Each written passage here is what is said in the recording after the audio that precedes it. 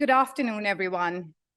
It's a real honor to be delivering this keynote as the president of the British Association for International and Comparative Education. Tejendra very eloquently laid out my history with BAICE, but my own relationship with the association started during my student years. And I would like to take this opportunity to actually thank the current BAICE exec, everyone, but especially Tejendra as chair, Alison Butler as vice chair, and Ricardo Sabtes as the treasurer of the association, for all they've done over the last few years, especially to reshape the present and the future of the association.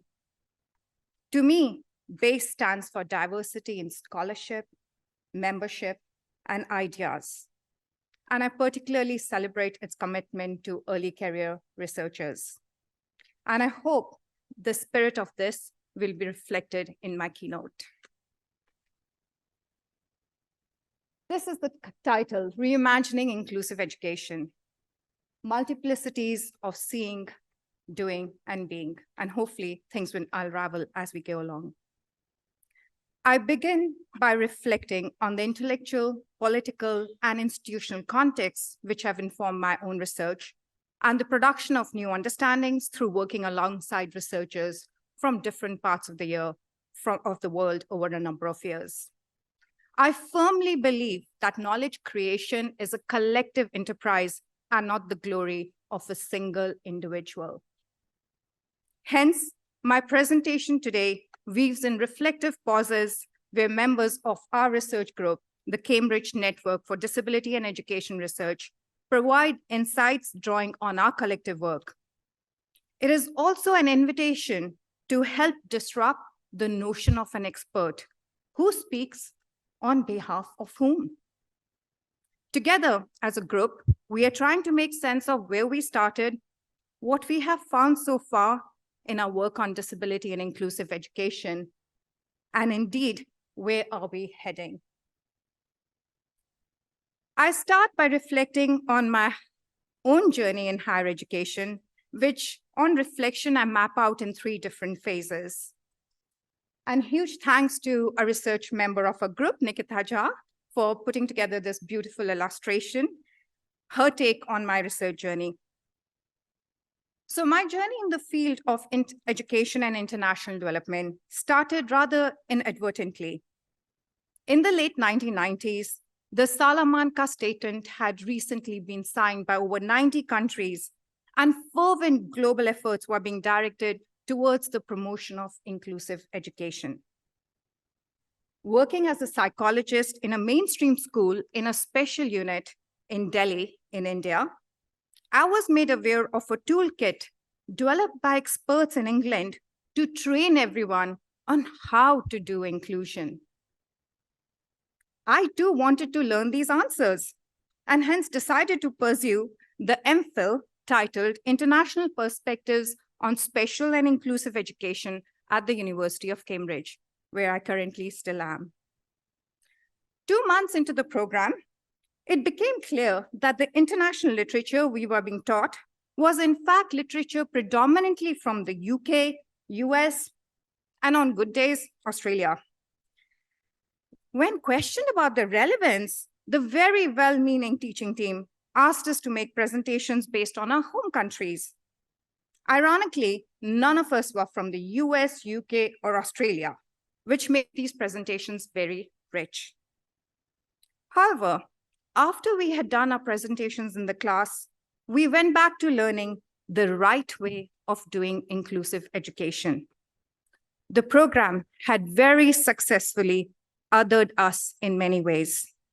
Our knowledges, what we shared in these presentations, remained peripheral to what we were required to learn, the legitimized curriculum around inclusive education.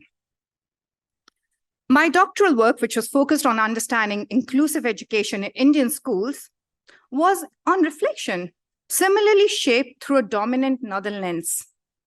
I continued to frame what I saw in India to what Stuart Hall terms as a standard model of comparison to the West. Soon after completing my PhD, I was working with an international non-governmental organization in rural parts of Maharashtra in India. The INGO I was working with was very driven by the notion of inclusive education, loosely interpreted as all children with disabilities must study in mainstream schools. The INGO workers were getting frustrated that some parents, despite all their awareness-raising programs, were not willing to remove their children with disabilities from the special schools and move them to the mainstream school. They attributed this to stigma, reluctance on part of the parents because of their own lack of education, poverty, neglect of the child, etc. And of course, I totally agreed with all these reasons as they were commonly mentioned in the literature I had read. One evening, on the end of a long day, I was sitting with the father of a 9-year-old blind girl, someone I had become friends with. I was expressing my frustration to this young man about how people in the community did not understand simple issues of stigma and continued to send their child with disabilities to a special school. This young father quietly turned to me and in Marathi said, which I translate here, "Sister, stigma is a middle-class luxury. I'm a poor man. I know that if my girl does not go to the blind school, she will not learn Braille. She will not learn how to take care of her personal hygiene. She will not have any friends. She will not have access to medical care. The mainstream school you keep talking about does not teach any of these simple things. I'm not worried about stigma. I'm concerned about giving my child the best to prepare her for her life." This conversation stayed with me. It was a chance to pause and reflect on the assumptions I was making, to begin to ask the question, who constructs knowledge? Or am I simply imposing what I had learned to accept as valid knowledge? I became angry. I became angry at the false promises I had been sold and my own inability to recognize these. After nearly 2 decades of navigating the white gaze, both at an institutional level and in the wider field of scholarship I draw on, that I've truly begun to believe Bell Hooks' assertion that rich, meaningful, diverse, interesting lives are lived in the margins. Recently, I reread Elaine Ulterhalter's own reflection on her internal and external foreignness, the evolving and co-constructed nature of our identities, and the implications for the methods we use in the field. What struck me on reading her article is how biographies of researchers have helped progress the discipline, even though at times it has been considered a luxury or even a distraction from the more important and serious work in policy and practice. My personal recognition and deeper appreciation of my own foreignness, how my personal history and current circumstances shape me, has been liberating. But it has also required courage, trust, and the capacity to face and find the words to express my own vulnerabilities. Today, I draw on the scholarship of the slowly growing number of scholars who are questioning the ways in which knowledge about education in Southern contexts is produced, especially in the light of coloniality and its ever-present shadow. My central argument in this talk is that the field of education and international development continues to operate largely within the frame of a white, middle-class, able-bodied child and adult. I specifically explored this by tracing how difference and exclusion, when viewed through a disability lens, remains othered, resulting in continued reproduction of inequalities in our policies and in our practices. Even though disability is a development issue, it has remained at the margins. And what I do in this talk is propose a reframing of this discourse. I argue that we need to challenge the continued perpetuation of oppressive structures and homogenized discourses within the wider field of education and international development. In line with the theme and spirit of this conference, I rethink some of the conceptualizations and ways of doing work in this area, and finally conclude by reversing the gaze to examine critically the role that research itself plays in perpetuating some of these continued hierarchies.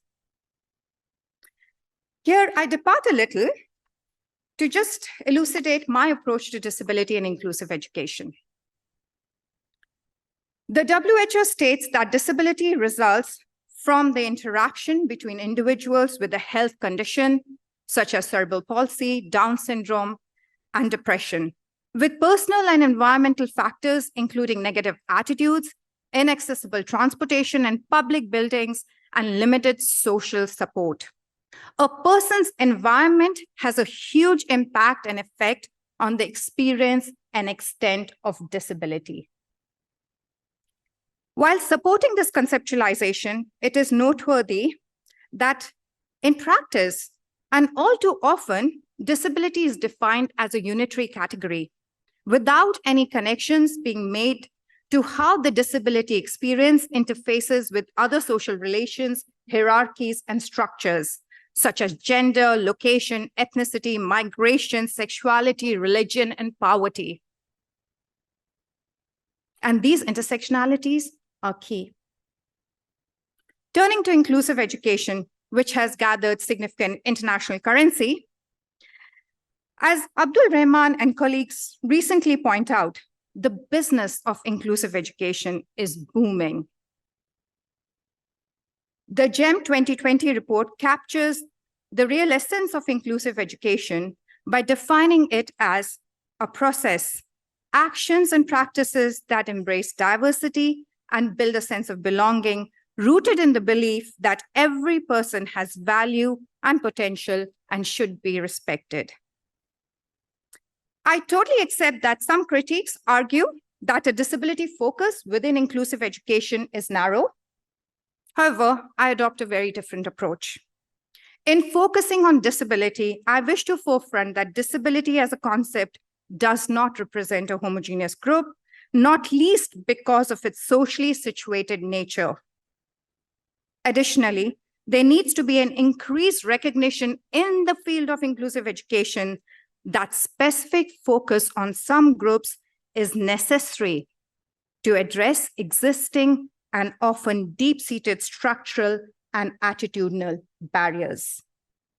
This pluralization of rights approach is also reflected in the Sustainable Development Goals. While I take a predominantly disability lens, I believe that doing so illuminates a terrain of endless struggles of many other marginalized groups, and hence, I hope, has a much broader resonance with you in the audience.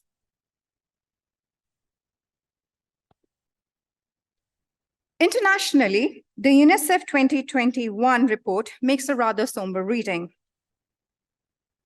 The data analyzed in this report shows some of the following key facts. A lower percentage of children with disabilities attend early childhood education than their peers without disabilities. And this disparity is more pronounced for girls with disabilities. Children with disabilities of almost every background have lower rates of primary school readiness than children without disabilities. Disparities are largest amongst children in the poorest households. Out-of-school rates increase during secondary school and are higher among children with multiple disabilities, and again, are more pronounced for girls with disabilities. These glaring statistics reveal the social interconnectedness of disability with gender and poverty, and the continued inequalities that children with disabilities experience globally, despite the many significant calls for inclusive education. What is also striking from research we have undertaken across different countries is the increasing demand for high quality education amongst persons with disabilities themselves and their families. This, I feel, is really important to underscore, as all too often, they are the ones who are positioned as major barriers to change.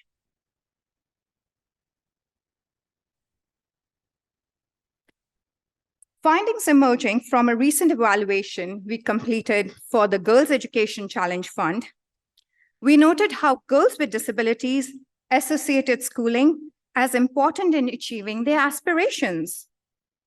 Using a range of participatory approaches, such as collage making, photo elicitation, etc., which actually Larry will talk about tomorrow in one of the sessions, we use these approaches with different girls with disabilities across Nepal, Uganda, and Malawi. And our data showed the crucial role of education in overcoming barriers faced by women with disabilities. In our various interactions, a young girl living in Uganda stated, and I quote her here, "If a girl with disabilities is educated, she's focused on her future. I mean, she'll make her own choices. No one will force her to make choices," unquote. Notably, these young women who were attending different educational arrangements run by the implementation partners expressed high aspirations for their future. Another girl from Malawi noted, and I quote her here, "I can say education is good.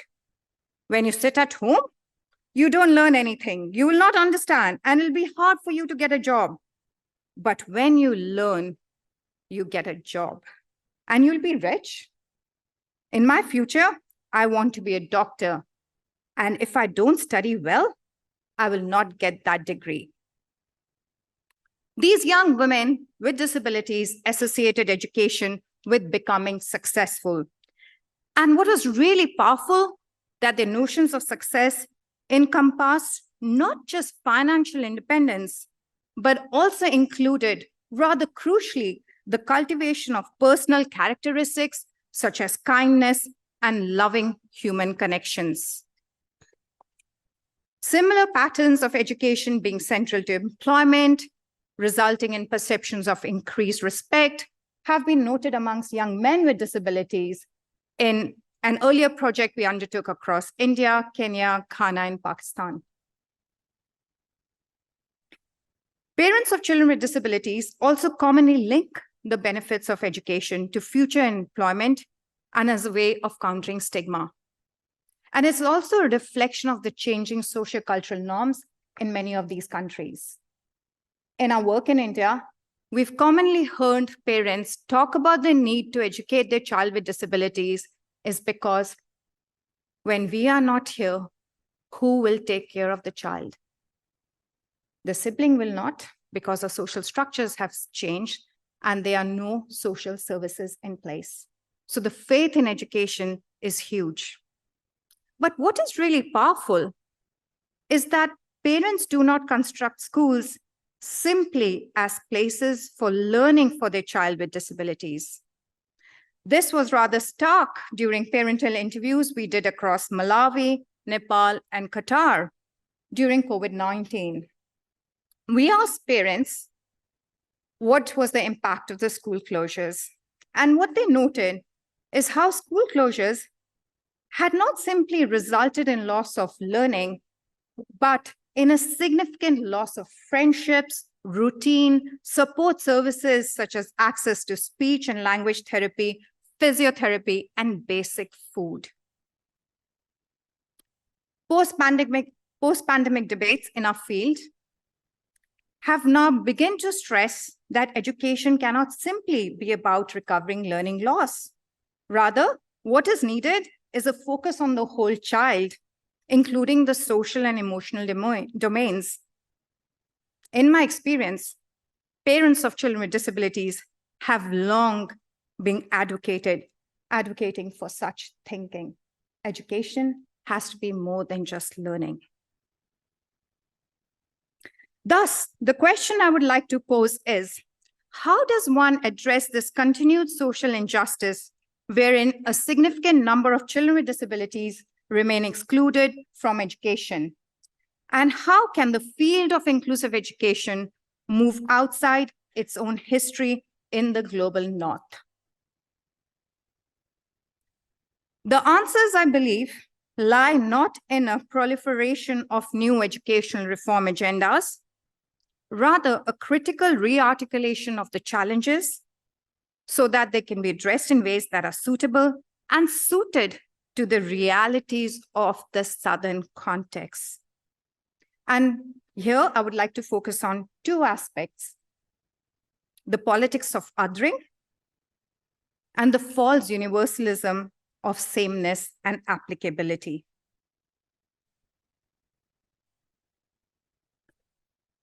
The concept of othering is, of course, not new. As humans, we construct categories, but the danger is we soon forget that these are socially constructed rather than natural. Edward Said powerfully noted that othering is the invention of difference and us versus them, to separate a dominant culture or group from a supposedly inferior other. The other, in this case, are persons with disabilities, who ever so often are seen as inferior or abnormal, the subject of neglect, or are indeed recipient of benevolent charity. This othering is reflected, I would argue, both in actions of the state at the policy level and at the macro level in practices of teachers. Over the last 15 years, through various projects, we have been collecting classroom level data in many different states in India. In the last 6 to 7 years, we have seen that teachers have become more accepting of the presence of children with disabilities in mainstream classrooms. They commonly link the benefits of schooling to employment in later life and hence hold it in high value. However, what we have consistently found is that teachers' views of children with disabilities are overwhelmingly couched in the language of deficit. They continue to be described as lacking something, low IQ, come from a poor home environment. Thus, teachers are quick to essentialize differences and commonly attribute these to within-child factors. Consequently, they hold low expectations of these children. Thus, what we have time and again noted is a realignment of the kind of learning outcomes that are expected of children with disabilities. Rather, teachers tend to prioritize social inclusion. Teachers seem to support the mantra of learning to live together rather than being together to learn. Child deficit thinking led teachers to teach less rather than more. At the state level, there's an equivalent conundrum. Equity concerns around disability are now usually mentioned in policy documents. Yet, they do not necessarily show up in operationalization of these policies at the ground level. Rather, what is painfully evident are platitudes, which are akin to what we call symbolic inclusion. Here, I would like to invite one of our research group members, Basira, to read her self-composed poem titled, "I Ain't No Afterthought." And this poem emerged after an interaction with a highly committed politician working on significant educational reforms. We were in the audience when we asked this individual why children with disabilities were not part of the reform efforts. The individual responded, "We will come to them." Basirat's poem encapsulates the perspectives of a child with disability.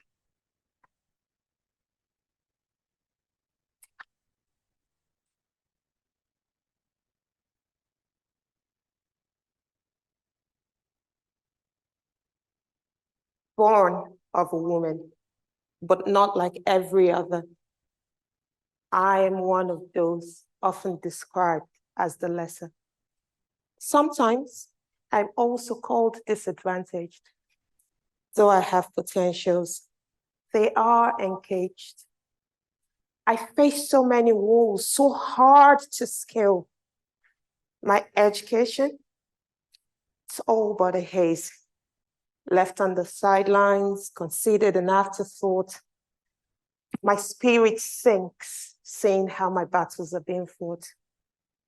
If only they can embrace my unique light and provide opportunities for me to take flight. They say they hear my voice and understand my plight. They say they made laws that entrench my rights. But all I hear is words, words, and more words about how every child has the same rights. But of what rights we speak, I really don't know, because rights as a word is just a homophone, one that my brain finds rather confusing. With too many meanings, I find it amusing. But if you mean the one that says all children are equal, then from where I stand, I say, I beg to differ. Because even though you say that all children are equal, it appears what you mean is some are more equal. And even when you choose to take some action, for your convenience, you have to do some children first before the, oh yes, before the others, the very group that represent the lesser not by choice, but by societal standards. Yet we have no choice with your patience demands. Even if I understand that resources are scarce, isn't it disheartening to always be left for last? I ain't no afterthought. I'm a child like every other, with dreams in my heart, with hope to discover. So before you ask me to wait, ask yourself, what is at stake? Am I giving every child a fair chance or perpetuating the circumstance? I ask you all to widen your views and see the value in embracing us too. For when you prioritize those things the lesser, you uplift not one child, but all children together. Let's challenge the notion of limited resources and seek creative solutions that unlock better causes. Because until you choose what must be done over what you find convenient and place collective well-being over self-interest achievements, you cannot say you have my interest at heart, or that every child is equal without playing your part. I ain't no afterthought, and I demand for better. Thank you.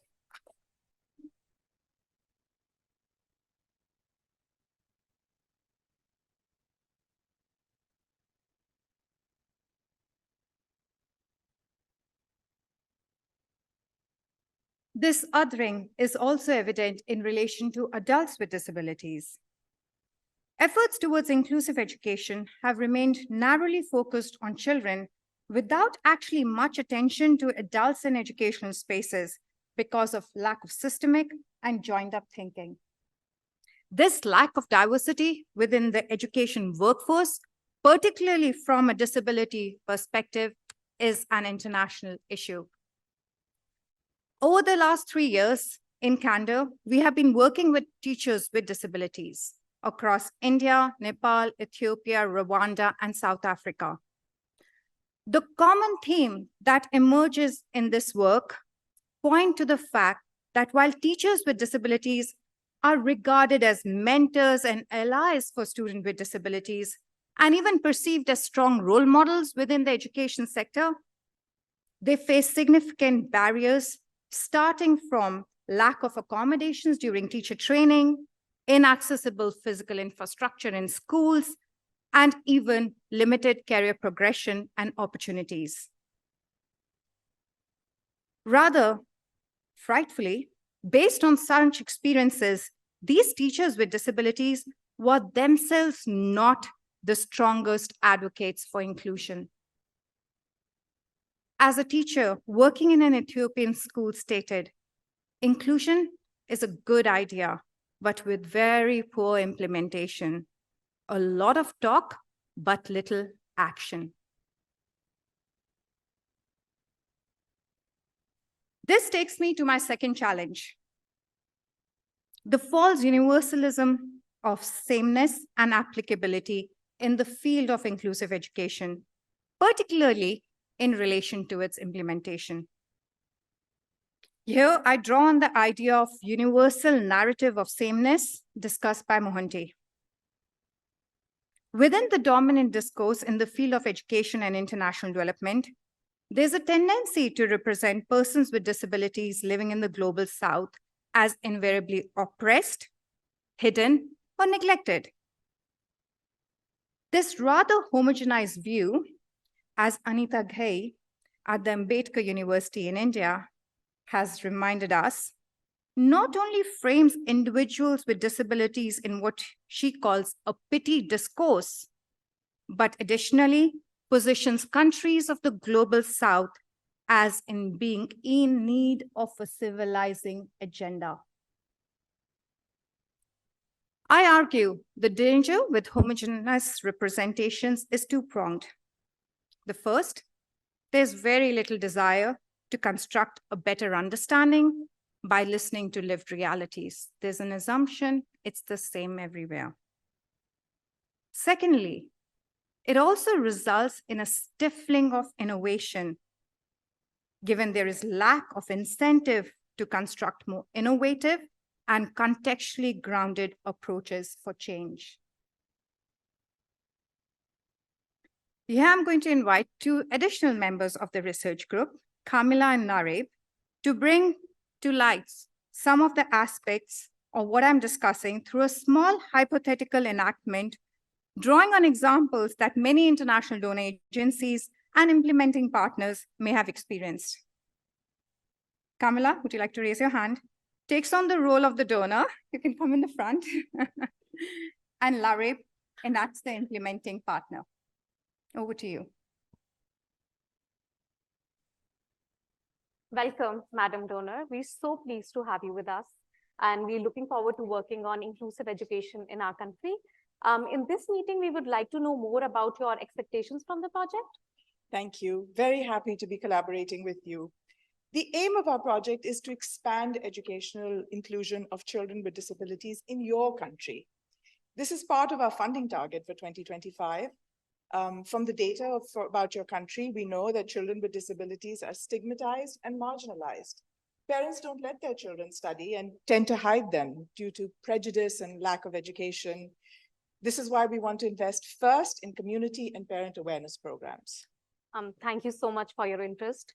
We actually did speak to the community we work in, and a lot of issues did come up, which included parents. There were transportation issues, and parents were wary of sending, for instance, their girls to school as they were mindful of their safety. In addition to this, there aren't enough schools to cater to the needs of children with disabilities. And very importantly, teachers are overworked and they need inclusive education training. Of course, we would like to support the community, and good thing you mentioned the teachers, because we want to help teachers. We plan to do this by transforming classrooms and television sets and laptops, and because we think EdTech is the way of the future. But the teachers would require training in using the laptops in their practices. I understand, but we're coming to the end of our financial year. So at present, we can buy televisions and laptops for the classrooms. We believe we should not waste this opportunity of supplying technology to the communities. Sure, ma'am, but we have severe power shortages in our country, which would make using the technology in the classrooms really difficult. Yes, we see that, but nonetheless, the campaigns and solutions we are suggesting have been tested in some other countries like yours, and they've worked brilliantly. So we do think that they would be great for you. I mean, we would love to do the trainings and other things you mentioned, but that doesn't quite fit into the scope we want to cover, as our budget is limited, and how do I put this? It's specifically targeted, so we'll have to keep that for another time.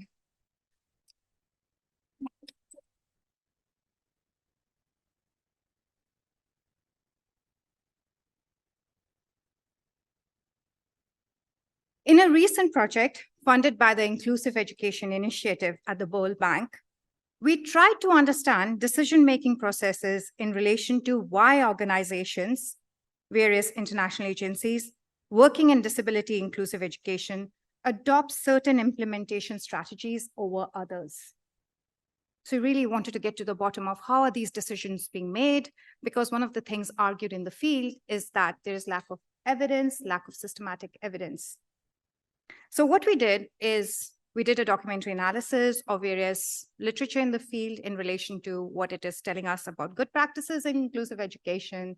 We looked at reports of different INGOs, etc., in relation to their annual reports. We also conducted a survey of different INGO stakeholder groups and interviews with the selected.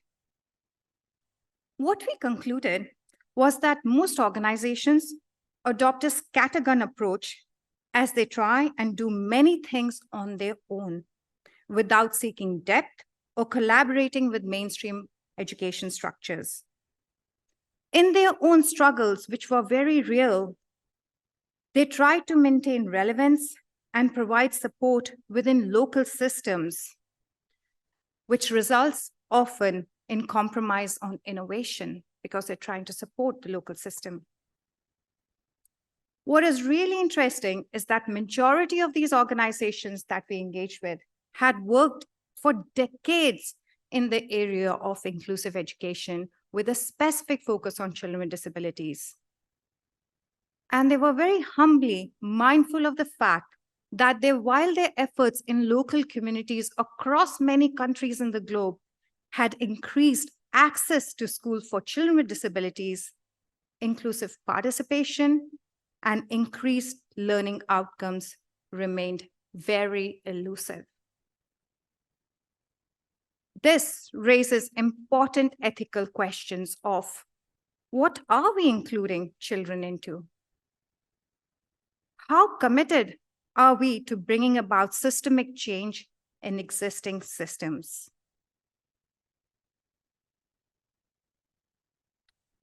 In the final section of my presentation, I wish to take a bird's eye view and propose a conceptual framing, bringing together our learnings from different projects. This simple framing of the 3 R's, rights, resources, and research, allows for the emergence of culturally and contextually situated models. It's a simple framework, but it allows us to engage in different ways and bring our own narratives to it. And it is definitely work in progress. All the 3 R's we see are interconnected, even though we as individuals might operate more in one space over the other at any one point in time, or indeed inhabit a multitude of spaces at the same time. Huge number of colleagues are very active in research, but also influence policy, vice versa.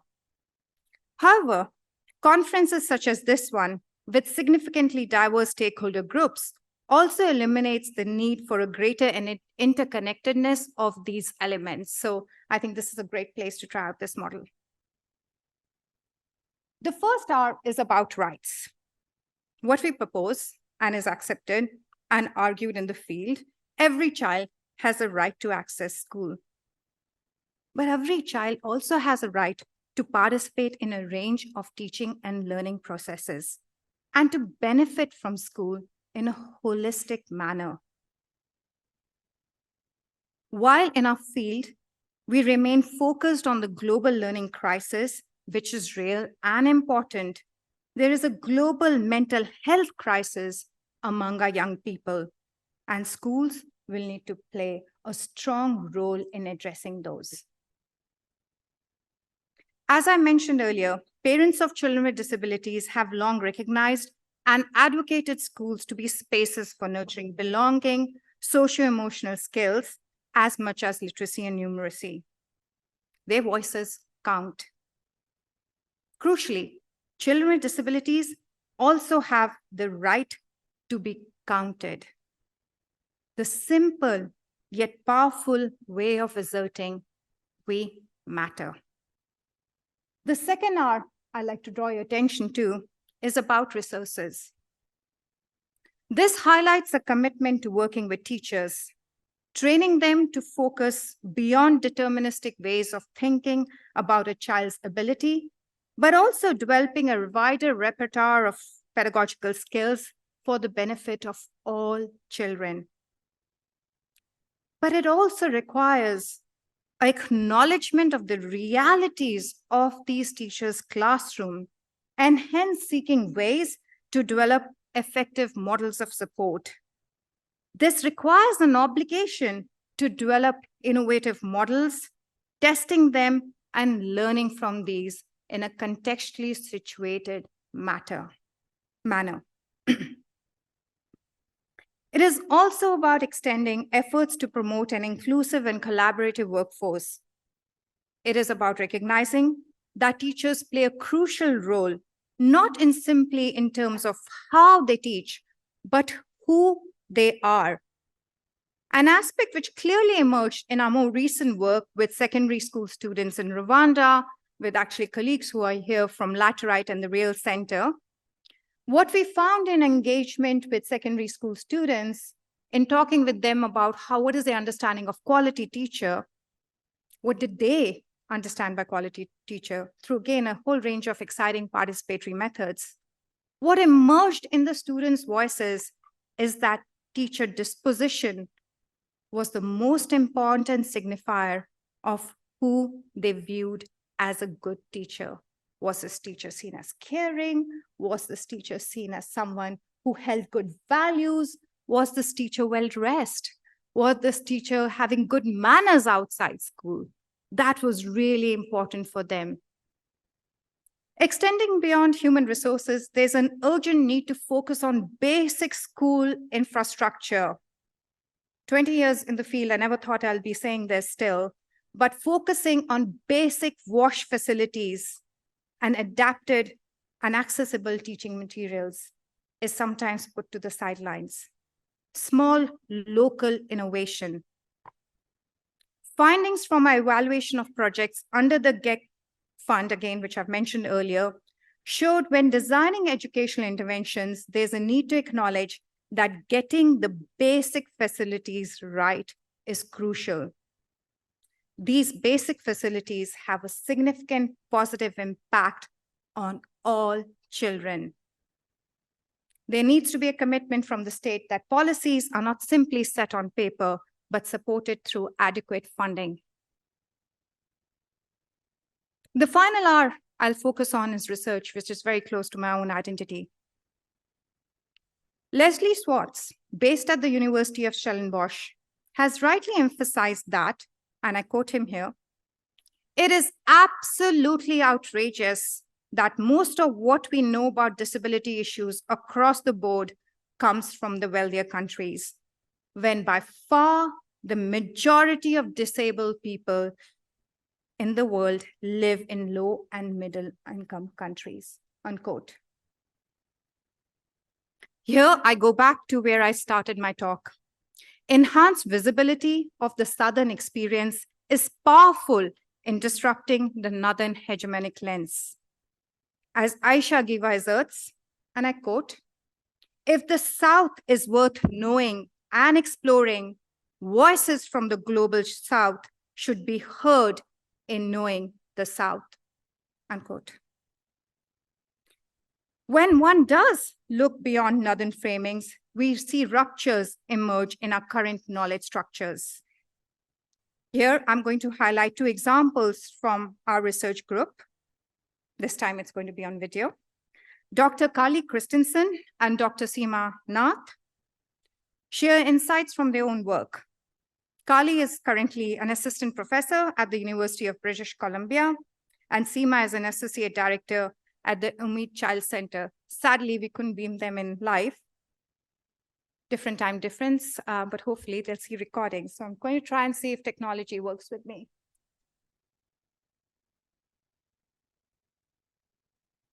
Today, I'm coming to you from the traditional, ancestral, and stolen lands of the Musqueam people, specifically the University of British Columbia in so-called Canada. I'm going to be telling you a little bit about the community-based research I engaged in during my doctoral studies. I explored the conceptions of disability held by Anishinaabe, secondary school students with disabilities. This research happened on the traditional territory of the Anishinaabe peoples, who are a First Nations or Indigenous group in the subarctic of so-called Canada. My research participants included Indigenous young people with disabilities, their family members, teachers, and local elders. Before proceeding, it's necessary to briefly discuss my positionality. I recognize that education was and continues to be a site of genocide in many places across the globe. I am a disabled, white, and settler scholar who seeks to become more of an ally in the process of decolonizing educational systems. As such, this research was community-based with local elders and the student participants themselves. These Anishinaabe elders and students framed all aspects of the research design, including culturally based data collection tools and appropriate means of dissemination.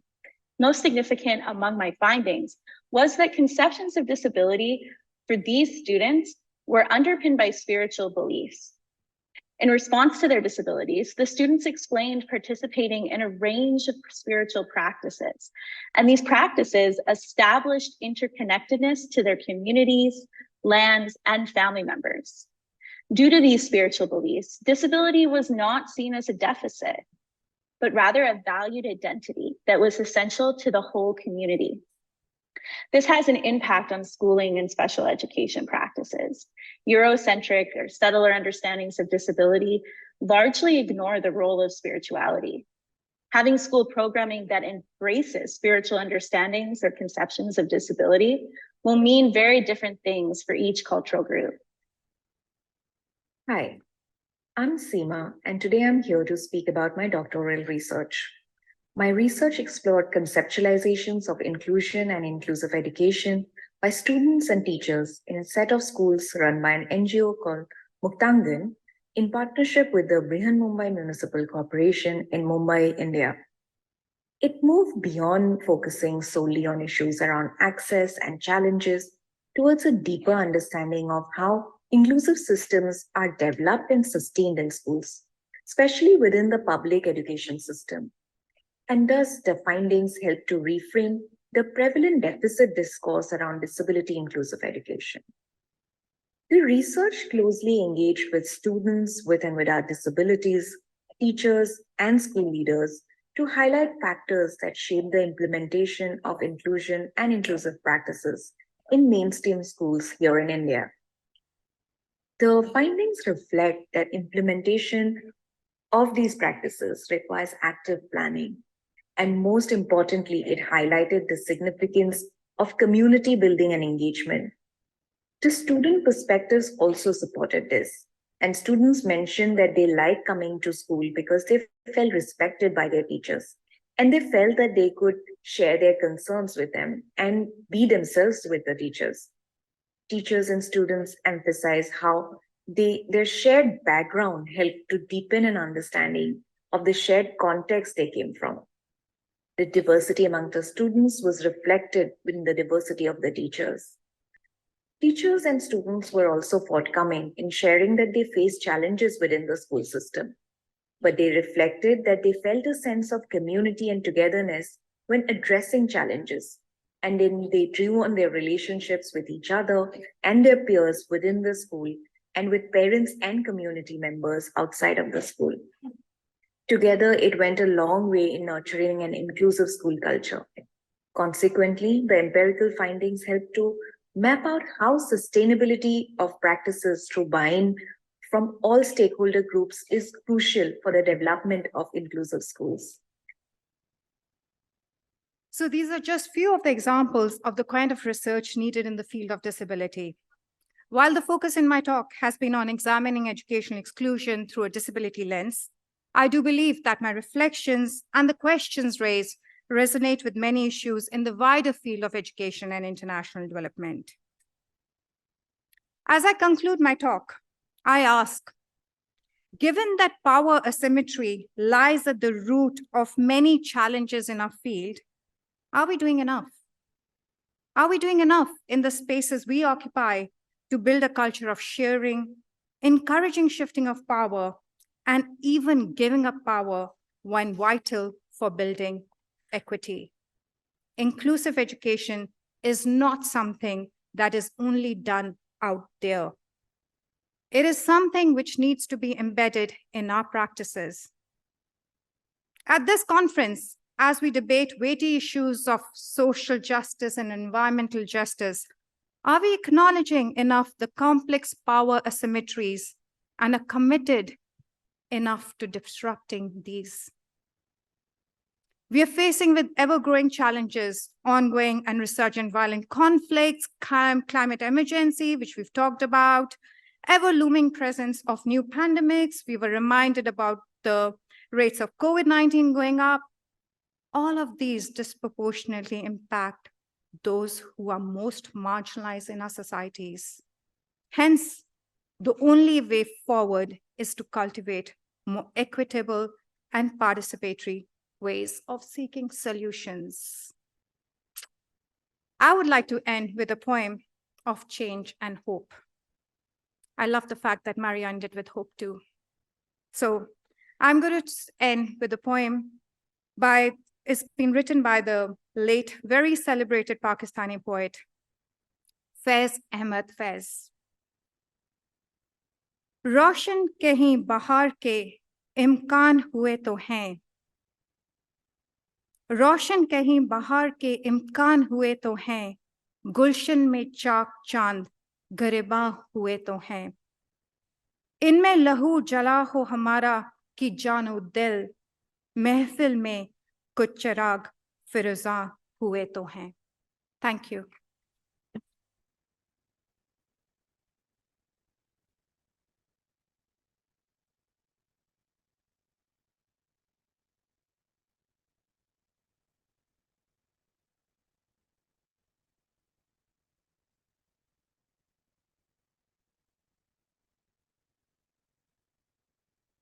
Thank you, Nidhi. That was incredibly powerful, really, really powerful. We got plenty of time, I think, for a few questions and comments that we might get from the floor. So maybe we can take a couple of questions and you can respond. Then we will see how we go and then take further questions. So the floor is open.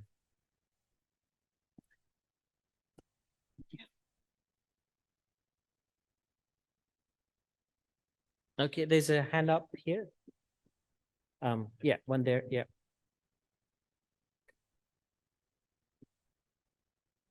Please. Nidhi, thank you so much for such an inspirational talk and all the complex facets that you highlighted, the North and the South and so on. And I, at this maybe stage of my life, it's very important to confront bitter truths.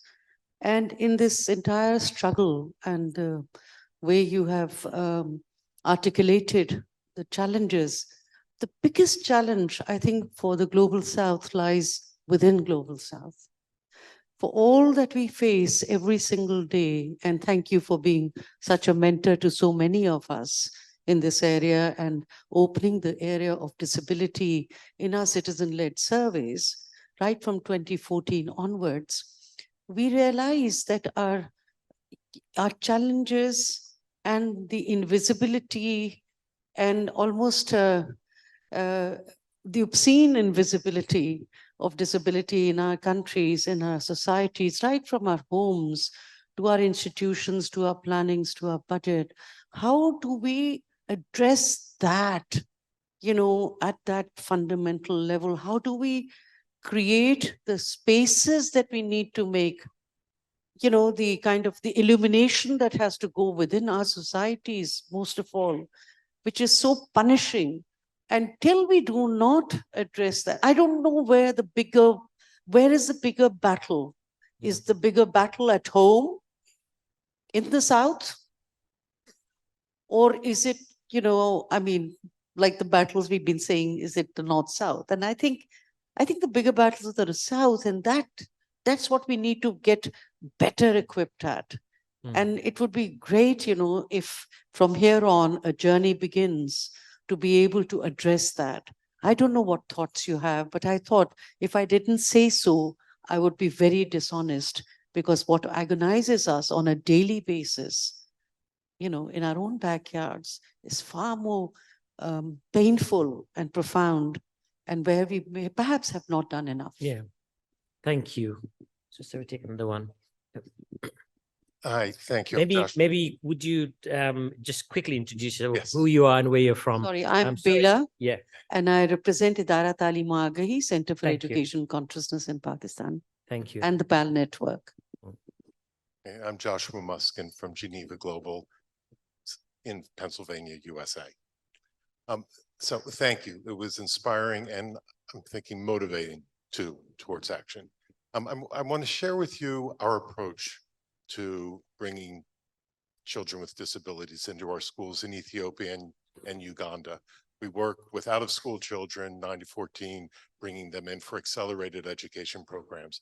We do not have the resources for training teachers in sign language or in providing abundant Braille materials or things of that nature. We do encourage building of ramps and the like, but we still encourage communities and schools strongly to bring in children with disabilities, even if they can't provide them with these assets. We do when we can. And my feeling is that it's important not just to give these children the opportunity to come into school and learn what they can, but also to give the communities, their teachers, and their classmates not just the understanding that these children have the right to education, but they have the abilities to participate actively in learning, and to understand that they, as quote unquote able children, gain a lot by having them in the classroom with them, learn a lot, and that they themselves have a responsibility for being inclusive. It's not just training the teacher, right? So these are some of the ways that we're sort of justifying not bringing Braille and sign language and the like in, and feeling that it's very important that we're doing that. And I kind of like to get your sense of, are we on the right path with this? And then also just to ask how you sort of group different sorts of disabilities. We have disabilities that are trauma from conflict. We have disabilities that are severe neurological that we cannot handle in the classrooms or help teachers handle. Their learning disabilities or physical motor disabilities, things like that. Yeah. So just get some thoughts on that. Thank you. Thank you. Nidhi, would you like to respond? Thank you so much for the questions.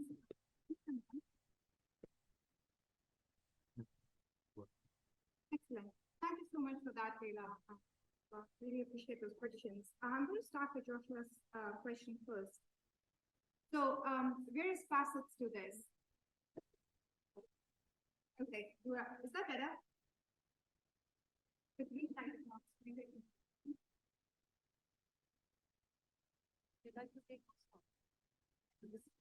you, Balaji. I think this is working. Is that working now? Yeah, I think it is. Fantastic. Thank you.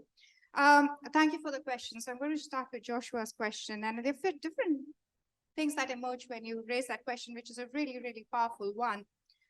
I think working with low resource contexts, innovation there, engaging what's possible at the community level, etc., is fantastic. It's always a fantastic first step. Work has shown that we did a project called the Teach Project in India and Pakistan. We looked at the learning outcomes of children with disabilities in school and those out of school. And we found that even though there was not significantly high levels of learning for children with disabilities in school, in mainstream schools, but they were definitely higher than those of children with disabilities out of school. Being in school matters. Okay, so that's good. But then the second point is it sufficient to say just being in school is enough? Would we say that for any other child? Just come along, hang around in the school, and that's good enough. And I think that's where one needs to also think about access is the first step. It's not the only step. However much we want to justify it as being an important step, that additional step of thinking about learning for all children, being part of the culture, being part of the community of the school is a really central goal. And I think there is a danger many a times within these debates that we only focus on school enrollment, only number of children with disabilities in school, and we don't look beyond that. So hugely admirable efforts, excellent, I would say, in relation to many other contexts I've heard, but I think we need to be thinking about quality education for all, including children with disabilities, because I think that will also help other marginalized groups in many significant ways. I'm sorry? You do. Excellent. Fantastic. So disability, definitions of disability, as I started off by saying, it's a very complex construct. Absolutely. When I talk about disability, again, when I was using the UNICEF report, I think it's really important to remember that intersectionality, type of disability, when disabilities was, person got the disability, etc., hugely important factors which don't get talked about. So unpacking that as a construct is really powerful. And that's a question one should be asking pretty regularly about who are we talking about. But my approach to this is also beginning to look at the bigger social construct and how it intersects with other social exclusionary factors, keeping that in mind. So hopefully that answers your question. Bela, that is such a beautiful question. Where is the bigger battle? In the South? I have worked in the field for nearly 2 decades, and I can, from where I stand, having worked in different contexts, supervised students, been in the field within the South is changing. I think we do a lot of disservice to ourselves when we keep assuming that the field is stagnant in relation to how we understand marginalization. Within the area of disability, there is lots happening. What my question to that is the bigger battle in the South. The bigger battle is always in the context in which you're working. Yeah, it's how you shape it, how you frame it, and how you decide to address it. How do you decide to address it while being true to the context, by being true to the realities of the context you are in? I was very recently at TIS in Mumbai and having discussions with colleagues there. And the point was exactly this. Are we spending enough time really understanding our context and how we can respond to the needs of our educational systems? So there are huge issues in relation to the mainstream education system, which everyone's been talking about in the conference, curriculum, learning gaze, etc. Absolutely crucial issues, but what does that mean for the most marginalized groups, and where do they come into that agenda becomes really, really crucial. Okay. Thank you, Nidhi. Okay. Hi, thank you so much for a very motivating presentation. My name is Bharat. I'm from People in Need, Nepal. And I'm also glad that many of your references were from South Asia, which was really encouraging. And I have a very straightforward question that there might be I don't know if there is a right particular answer, but I was wondering, because there is a lot of debate going on back home, especially around what works best for children with disability, either in a mainstream school, given the inclusion angle and all of that, or the specialized schools, especially if we talk about equity and all of that. So if you have any experience, what works best for children with disability in the global South, that would be helpful. Thank you. Wouldn't I make a lot of money if I could answer that question? Okay, hold on to that. You have to say something to that. Are there any other questions? Oh, yeah, there you go. First of all, thank you. I also want to say that I really appreciate how you involved your PhD students, and also congratulations to them for their contributions. My question, you started out with your own experiences of attending the program at Cambridge on inclusive education. And so I would like to ask you, now that you are teaching yourself within this program, what are the strategies that you implement to make sure that you don't make the mistake that was made in the past? Okay, great. Thank you, Lane. Right. Yeah, do you want to respond to those two here? Okay, so question between special schools and mainstream schools. I don't like binaries. I think that's a very, very deficit-oriented way of thinking about educational systems. Mainstream schools is where all children go. Mainstream schools is what gets financed in countries across the world. Mainstream schools is where children belong. It's how we support teachers in those settings that really matters. Binaries drawn between special and mainstream schools have never worked in any context.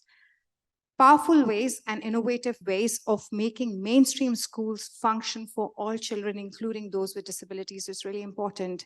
And there's some really powerful examples in the Global South, which we should be learning from.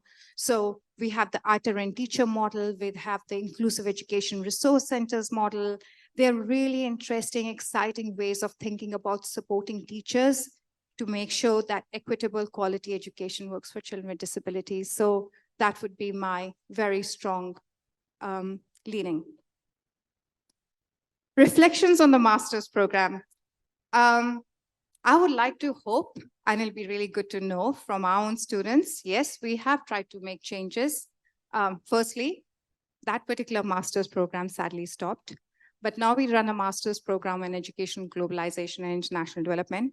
And actually, as someone who coordinates that, I think it is something that is very much a part of the teaching team's agenda and consciousness to make sure that the debates we are engaging with, the papers the scholars we are engaging with are from the Global South. And I would hope that's not true just for my university. I know of some really powerful examples of other higher education systems, higher education universities in England, which are doing really powerful work at looking at decolonization of the curriculum. So I'm hoping that the experience I was describing is not an experience that is too common, though I do realize there are lots of fellow colleagues who work in higher education systems here might have another opinion on it. Great. So we got a few more minutes. So I just want to maybe throw a couple of questions as the chair, as I can not see hands around, but we can try. Okay, is there a question? Yeah. Okay, so let me ask my question, and then of course you might want to ask after that, because I didn't see your hand out. So when you actually look at this segregated educational provisions, special schools for children with disabilities, and I think there was an interesting question about like there are different kinds of disabilities, different kinds of supports needed, and these resource centers need a lot of resources because there are different kinds of needs that they should be able to support. And when we've done some research around that, particularly in Nepal, and there was a question from Nepal, these resource centers are in really, really poor conditions, and teachers are not trained for the last probably decade, and they're the lowest paid support workers in these resource centers. And there's a very strong sort of cultural dimension, unfortunately, that not everybody can learn at the same level. That's the kind of a very deeply rooted cultural mindset among the educational workers, as we found. So as a result, it's okay for a child with disability not to learn. If they're doing just, bare minimum, that is good. So we shouldn't be expecting them to do as well as other children. So I think there's that kind of feeling. I don't know what to do about that. I think that Bella's question also alludes to that kind of thing. My second question is about intersectionality, right? So I think there are children with disability who come from more privileged backgrounds, higher castes maybe in South Asia, or parents who can actually put more resources to their education. Their educational experiences are likely to be better than the children who come from low caste, marginalized ethnic groups, or girls in remote geographical areas. So how do we tackle this intersectional dimensions of disability and the varied experiences? Okay, so shall I take one more question and then you respond, ensemble? Yeah. Hi, Nidhi. Thank you so much for such an inspirational keynote. Honestly, it just blew me away. So my name is Suad Abdullah. I'm originally from Somalia and grew up in the UK, but went back to Somalia 5 years ago to take inclusive education, school of thought back. Real thinking that I had something amazing to take back. But when I went back and realized the lack mindset that you have mentioned, and everybody was pushing back to say that it's not possible, it can't happen. And my colleague from Pakistan kind of alluded, is the problem is the global south. But one of the things that I really wanted to ask you is that the discourse of inclusive education has started from the global north.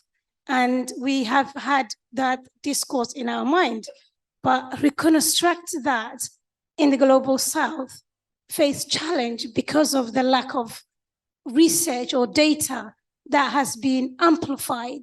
And to find out that you have done a lot of work in this field in the global south, particularly on that part, but in Africa, a lot of the work that comes out is through the INGO's lens or the donor lens, which sometimes is not kind of a homegrown research that are coming out from the local universities. So how can we generate a grassroots knowledge from the locality to kind of change the lens, or as I call it, decolonization of inclusive education? What route can we take in order to get there? Thank you so much. Okay, thank you. Thank you so much for those very powerful questions. So I'm going to start with Tejendra, your question. Is it what you're describing is the problem with the model or the lack of systemic issue there? The fact that teachers are not trained, the fact that they're not well-resourced resource centers, isn't that a political will and a state issue? How can we blame the fact that it's a model or an education arrangement which is not working? And that's the danger which I find, that we put in place lots of different other innovative models of support, such as the inclusive education resource centers or resource centers in different schools, etc. And we expect them to work without the right resourcing, without the right training for teachers, etc. So I think the problem is not the model. The problem is not what one is trying to do. The problem is that it's not taken seriously enough. There isn't enough political will or financing attached to these. As someone who has looked at educational policies in India, especially in relation to children with disabilities, the proclamations made in educational policy was about what should be there for children with disabilities. If you are actually going to make that in reality happen, it would require like a 300% increase in the government educational budget. Okay, so there's a big disjuncture. And I think that is what needs to be called out rather than saying it's not possible. The other thing, which I think is important to underscore, is how we see it as a systemic issue or not. We say teachers should collaborate with resource centers. Do our teacher training programs encourage teachers to think about collaboration? We train teachers to be one single adult in a classroom with the doors closed around them, around 4 walls or under a tree, whatever. This is the notion of a single adult, and we expect them to collaborate. So that's another disjunction in how the system approaches. The issue around the issues we are talking about, how educational access differs for different socioeconomic groups, is so powerful. And I'm thinking the same debates apply to education of the poor, right? So if you're from a different socioeconomic background, the quality of education that you receive in different mainstream systems is already very truncated compared to a child from a richer family. And again, there are colleagues here who've done enough data analysis to show that patterns operate. There's a lovely paper by someone called Poonam Batra at the University of Delhi, and she talks about capability deprivation. And she talks about how poverty, how the poor child is the one who gets neglected in the classroom, how they experience schooling differently from other children, even though they are in the same class. And when I was reading her paper, I could literally superimpose poverty for disability and the paper would still make sense. And I think that is to some extent, my plea here, that it is not about something additional and extra all the time, but when we are thinking about quality, equitable education, we have to keep children with disabilities in the center, because then we begin to think about simple ways of making adjustments, changes in our mainstream education systems, which could move from simple things like writing in a bigger font size in the classroom to something much more important. So getting that right, getting disability into mainstream debate where it's not just an afterthought, where it's literally not something you think about in the end, is really important. We talk about girls, we talk about education of the girl child. What about the disabled girl child? How often do we think about that? And this intersectionality is what I think I'm appealing to in many ways. I am always worried when we position the global South in a very deficit-driven approach. Yes, there are challenges. No system has understood how to deliver equitable quality education for all children. In the UK, I don't know how many of you would be aware of this, but the recent stats show that the special schools are rising.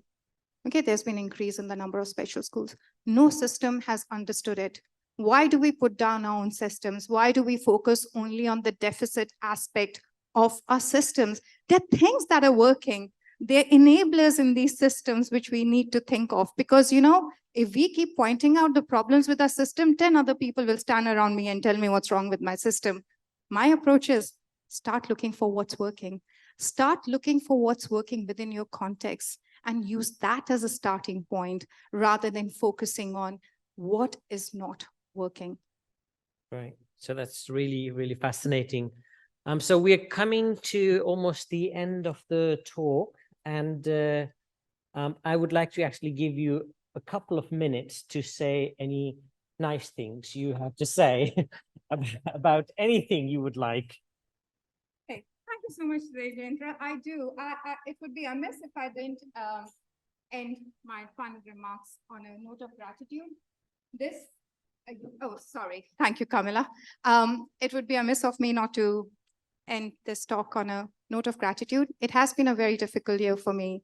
And I just wanted to acknowledge that a lot of people were centrally involved in me being here today.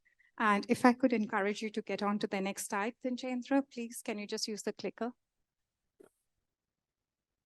Up, one back.